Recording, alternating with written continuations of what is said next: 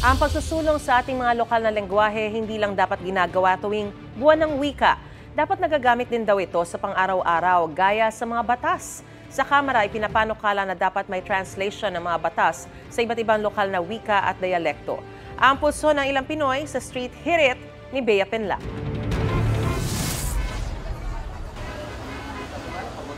Seryoso at nakakunot ang noo ni Mang Jesus nang tanggapin ang challenge namin na basahin ang bahagi ng batas na ito na nakasulat sa Ingles. Section 21, gusto ano yan? Hindi ko gano'n siya makapaliwanag mo sa akin. Medyo mahirap din. Pangkaraniwang tao, hindi nila gano'n maintindihan ano ba yung ibig sabihin nun. Ang iba namang nakausap namin, todo focus din sa pagbasa at pag-intindi rito. This position I'll confiscate. Nagets naman ng ilan. Yung naintindihan ko is like, yung law po is about sa how they handle yung mga na-confiscate na mga drugs, paraphernalia, and yung nasa list po. Yung iba, aminadong medyo na challenge sa aming challenge. At some point, parang kailangan ko siya ulit basahin ng pangalawang beses kasi parang may mga terms po na hindi ko pa siya masyadong gets or na-absorb. Sa Kamara, isinusulong ang panukalang isali ng mga batas na may penal provisions o nagpapataw ng parusa hindi lang sa wikang Filipino, kundi pati na rin sa Bisaya at Ilocano. Ito raw kasi ang mga wikang ginagamit ng 4 na pinakamalawak na ethno-linguistic groups sa bansa.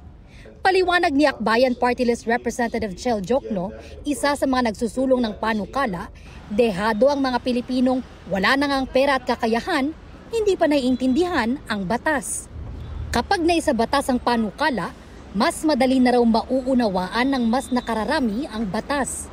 Agree naman ang ilang nakausap namin. Definitely po kailangan kasi po may mga kapwa po tayo Cebuano, Ilocano or Bisaya na hindi naman po sila English literate. Mas mapapadali po talagang maintindihan nila if it would be masasabi or mababasa nila sa language na naiintindihan nila or mother tongue nila.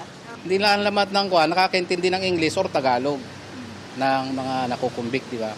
Mas maganda yung i-translate nila sa salita na para doon sa na bawat isang